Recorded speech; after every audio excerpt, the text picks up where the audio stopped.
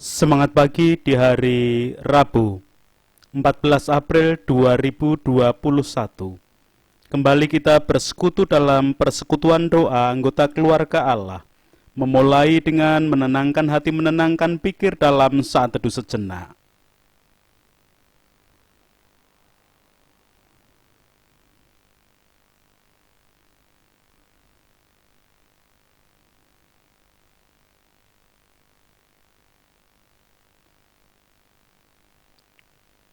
Pertolongan kita hanya berasal dari Allah yang telah menciptakan langit bumi beserta segala isinya. Kasih karunia dan damai sejahtera yang dari Allah Bapa kita dan Tuhan Yesus Kristus ada pada saudara sekalian. Amin. Anggota keluarga Allah, perenungan Sabda hari ini menggunakan tema dan judul dalam ungkapan Jawa Yuwono mati leno.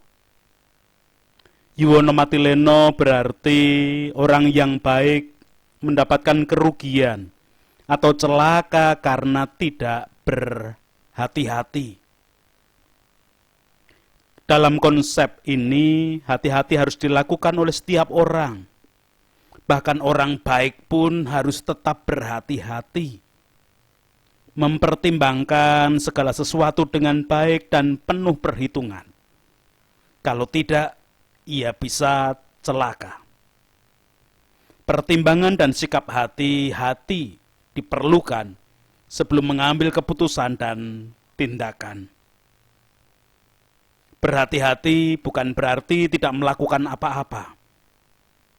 Yang penting setiap keputusan dan tindakan sudah dipikir masak-masak dan diketahui dengan baik segala konsekuensinya. Anggota keluarga Allah, sebaik apapun orang, ternyata tetap bisa bertemu, bahkan dimasuki oleh yang jahat. Dalam hal ini orang Jawa menggunakan filosofi jati ketelusupan ruyung. Artinya kayu jati tertusuk serat kayu pohon kelapa atau pohon enau atau aren. Kayu jati terkenal keras dan bagus sebagai bahan bangunan. Oleh karena itu kayu jati harganya pun mahal. Adapun ruyung adalah serat pohon kelapa atau enau yang cukup tajam. Ruyung warnanya coklat kehitaman seperti tanduk. Kayu jati dalam hal ini merupakan simbol orang berperilaku baik. Sedangkan ruyung simbol perilaku jahat.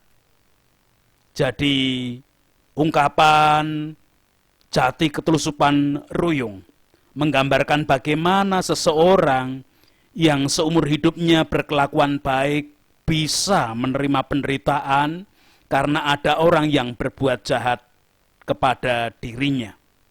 Meskipun kebaikannya tidak terhitung lagi, mungkin sangat dihormati orang, tetapi pada kenyataannya ia tetap saja bisa menderita karena kejadian tersebut. Demikian juga kehidupan iman. Sebagai anggota keluarga Allah, kita juga dipanggil untuk berhati-hati agar tidak tersesat dan kehilangan janji hidup kekal. Leksionari bacaan 2 hari ini melanjutkan bacaan kemarin, memberikan peringatan kepada kita akan hal tersebut. Surat 1 Yohanes pasal yang kedua, ayat 18 sampai dengan 27, demikian.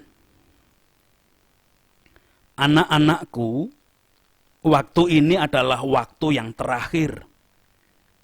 Dan seperti yang telah kamu dengar, seorang antikristus akan datang. Sekarang telah bangkit banyak antikristus. Itulah tandanya bahwa waktu ini benar-benar adalah waktu yang terakhir. Memang mereka berasal dari antara kita, tetapi mereka tidak sungguh-sungguh termasuk pada kita. Sebab jika mereka sungguh-sungguh termasuk pada kita, niscaya mereka tetap bersama-sama dengan kita. Tetapi hal itu terjadi supaya menjadi nyata bahwa tidak semua mereka sungguh-sungguh termasuk pada kita.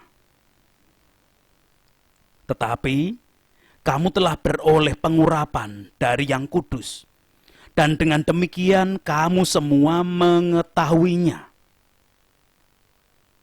Aku menulis kepadamu bukan karena kamu tidak mengetahui kebenaran, tetapi justru karena kamu mengetahuinya dan karena kamu juga mengetahui bahwa tidak ada dusta yang berasal dari kebenaran. Siapakah pendusta itu? Bukankah dia yang menyangkal bahwa Yesus adalah Kristus? Dia itu adalah antikristus, yaitu dia yang menyangkal baik Bapa maupun Anak. Sebab barang siapa menyangkal Anak, ia juga tidak memiliki Bapa. Barang siapa mengaku Anak, ia juga memiliki Bapa. Dan kamu, apa yang telah kamu dengar dari mulanya, itu harus tetap tinggal di dalam kamu. Jika apa yang telah kamu dengar dari mulanya itu tetap tinggal di dalam kamu, maka kamu akan tetap tinggal di dalam Anak dan di dalam Bapa. Dan inilah janji yang telah dijanjikannya sendiri kepada kita, yaitu hidup yang kekal. Semua itu kutulis kepadamu, yaitu mengenai orang-orang yang berusaha menyesatkan kamu. Sebab di dalam diri kamu tetap ada pengurapan yang telah kamu terima daripadanya, karena itu tidak perlu kamu diajar oleh orang lain. Tetapi sebagaimana pengurapannya mengajar kamu tentang segala sesuatu, dan pengajarannya itu benar, tidak dusta, dan sebagaimana ia dahulu telah mengajar kamu, demikianlah hendaknya kamu tetap tinggal di dalam Dia. Demikian kesaksian surat 1 Yohanes 2 ayat 18 sampai dengan 27. Anggota keluarga Allah, penulis surat Yohanes mengawali peringatannya bahwa ada ruyung yang melusup pada kayu jati. Ruyung itu disebut dengan antikristus. Mengapa dikatakan ruyung telusup? Karena antikristus itu juga berada di dalam anggota keluarga Allah. Ayat 19 memberikan catatan kepada kita, memang mereka berasal dari antara kita, tetapi mereka tidak sungguh-sungguh termasuk pada kita. Sebab jika mereka sungguh-sungguh termasuk pada kita, niscaya mereka tetap bersama-sama dengan kita. Tetapi hal itu terjadi supaya menjadi nyata bahwa tidak semua mereka sungguh-sungguh termasuk pada kita. Ada ruyung yang telusup di dalam jati. Ada antikristus yang masuk atau telusup di dalam kehidupan anggota keluarga Allah.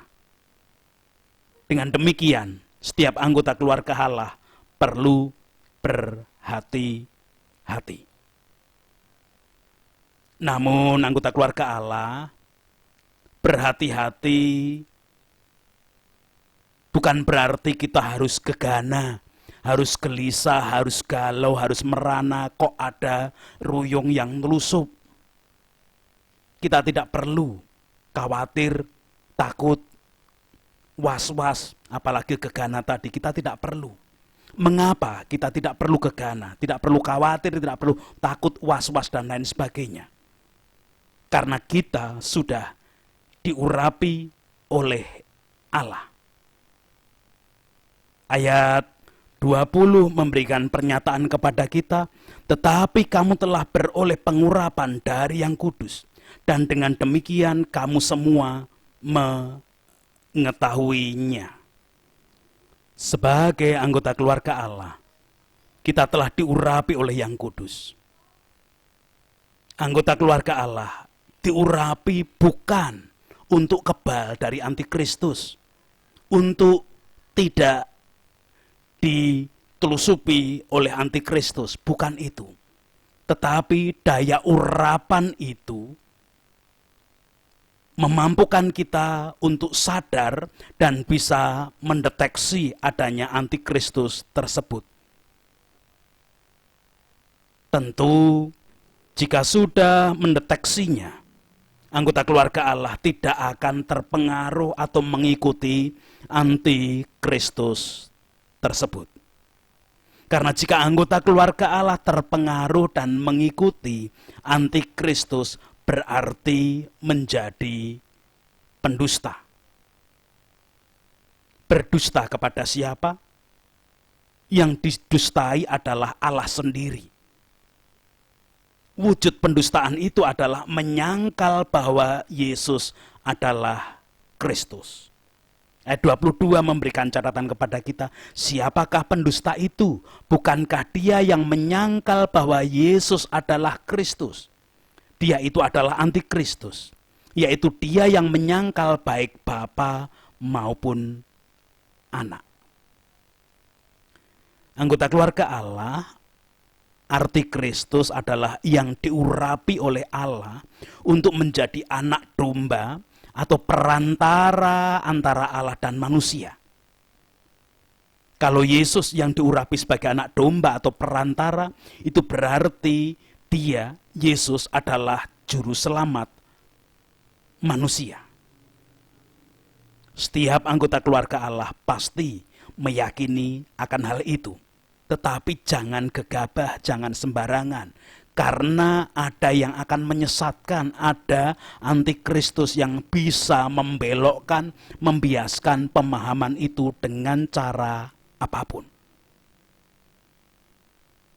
Dan hal yang perlu kita ingat dan kita yakini, setiap anggota keluarga Allah yang tidak mendustai Allah akan tetap tinggal di dalam Dia. Dan janji Allah kepada orang-orang yang tetap tinggal di dalam Dia adalah memperoleh hidup kekal. Ayat 25 memberikan kesaksian, dan inilah janji yang telah dijanjikannya sendiri kepada kita, yaitu hidup yang kekal. Berbahagia kita sebagai anggota keluarga Allah yang menerima peringatan untuk berhati-hati terhadap ruyung yang menyesatkan, yang akan membuat kita kehilangan hidup kekal. Lebih berbahagia dan sungguh berbahagia lagi, ternyata di dalam pengurapannya, setiap kita anggota keluarga Allah, saya, ibu bapak dan saudara-saudara, diberi kemampuan untuk mengetahui dan untuk mendeteksi adanya ruyung yang menyesatkan tersebut. Sehingga kita hanya akan tinggal di dalam Dia saja. Selayaknya kita berhati-hati menghadapi realitas kehidupan dengan dasar keyakinan bahwa aku telah diurapi oleh Allah sendiri. Pada saatnya, janji hidup kekal itu tidak sia-sia karena kita dimampukan untuk menggapainya. Tuhan memberkati kepada setiap anggota keluarga Allah. Amin. Anggota keluarga Allah, mari bersama memantapkan keyakinan bahwa sebenarnya kita telah diurapi oleh Yang Maha Kudus. Sehingga sekalipun ada ruyung yang telusup, sekalipun ada antikristus yang masuk di dalam kehidupan kita, kita dimampukan untuk mengetahui, mendeteksinya sehingga kita tidak mengikuti antikristus itu, namun kita akan mengikuti dan hidup di dalam Tuhan saja. Kita menanggapi sabda hari ini dengan menyanyikan kidung jemaat nomor 375. Saya mau ikut Yesus. Saya mau ikut Yesus. Saya mau ikut Yesus sampai selama-lamanya. Meskipun saya susah menderita dalam dunia, saya mau ikut Yesus sampai selama-lamanya. Saya mau ikut Yesus. Saya mau ikut Yesus sampai selama-lamanya. Meskipun saya susah menderita dalam dunia, saya mau ikut Yesus sampai selama-lamanya.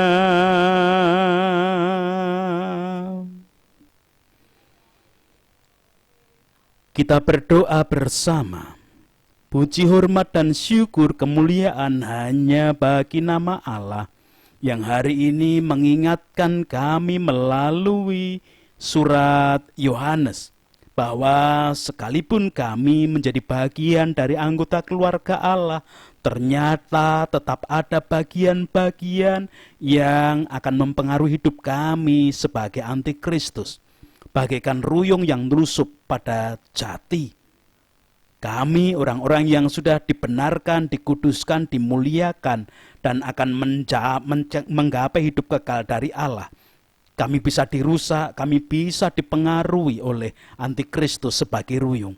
Namun, kami boleh meyakini Engkau sudah mengurapi kami, Engkau sudah memampukan kami, dan di dalam pengurapanmu, Engkau memampukan kami untuk mengetahui dan mendeteksi ruyung-ruyung antikristus yang menyusup di dalam hidup kami. Dengan demikian, kami tidak mau mengikuti mereka. Kami hanya ikut pada Yesus saja, seperti nyanyian yang boleh kami lantunkan saat ini.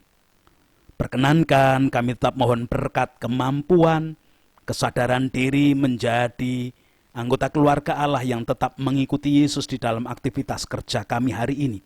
Apapun yang kami jalani, apapun yang kami wujudkan, biarlah menjadi bagian kami tetap merasakan kasih kuasa Tuhan dan kami hidup di dalam Allah saja.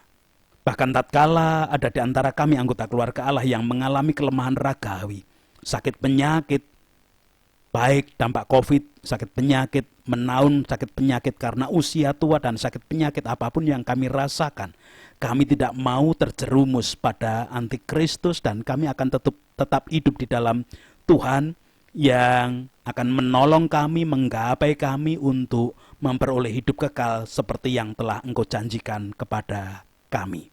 Melalui perawatan siapapun, tim medis, keluarga, anak cucu, dan siapapun yang ada di sekitar kami. Kami tetap merasakan kasih kuasa Tuhan, dan biarlah mereka tidak menjadi ruyung-ruyung di dalam kehidupan kami ketika kami mengalami kelemahan ragawi. Sekarang perkenankan kami juga mengajak anak-anak kami untuk belajar menjadi anggota keluarga Allah yang sejati, sehingga sekalipun ada ruyung-ruyung yang masuk, tidak mau mengikuti antikristus yang akan merusak kehidupan tersebut. Kami tetap berdoa untuk para pemimpin kami dari tingkat pusat sampai pedesaan-pedesaan. Wakil rakyat, tokoh masyarakat, tokoh agama dengan segala kondisi dan keadaan tetap dalam naungan tangan kasih kuasa Tuhan. Engkau menjadi sumber kebijaksanaan bagi kehidupan semuanya. Berdoa untuk para medis menjadi garda paling depan, penanganan pandemi biarlah kasih-Mu yang tetap ada. Demikian juga program vaksinasi yang dilaksanakan bersama-sama. Sekalipun kami tidak berharap vaksin yang menyelamatkan kami, namun Allah akan memakai vaksin itu sebagai sarana engkau berkarya menyelamatkan kehidupan dari suasana pandemi yang tidak pernah menentu ini.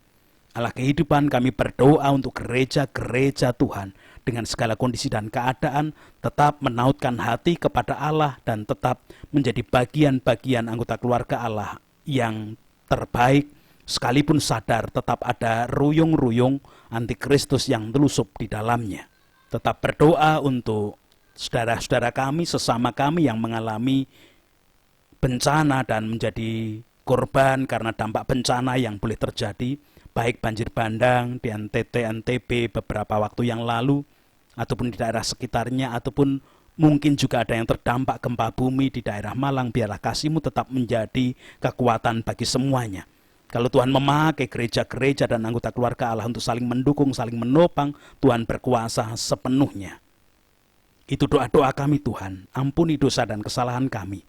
Karena keterbatasan manusiawi, seringkali kami merasa kehilangan akan kasih-Mu, namun hari ini Engkau menguatkan kami dengan pengurapan dari Yang Maha Kudus.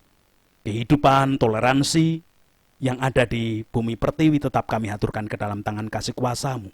Memohonkan ampun untuk para pemimpin, wakil rakyat, tokoh masyarakat, tokoh agama dengan segala kondisi dan keadaan. Di dalam Kristus kami boleh berdoa dan menghaturkan segala permohonan kami hari ini. Amin. Sekarang bersama melanjutkan kehidupan dengan meyakini kuasa pengurapan dari Yang Maha Kudus akan menolong memampukan kita menjalani hidup dengan tetap mengikut Yesus. Di dalam Dia ada keselamatan, di dalam Dia kita akan memperoleh hidup kekal. Sekalipun kita sadar ada ruyung-ruyung, ada antikristus yang menelusup dan masuk di dalam kehidupan kita. Kita membawa berkat-Nya, kasih karunia dan damai sejahtera yang dari Allah Bapa kita dan Tuhan Yesus Kristus di dalam persekutuan dengan Roh-Nya yang kudus, memampukan, melayakkan, menguasai kehidupan setiap anggota keluarga Allah, sehingga kuasa pengurapan dari Yang Maha Kudus nyata ketika menghadapi kehidupan dengan sadar ada ruyung namun bisa diketahui dan tidak mengikutinya. Amin.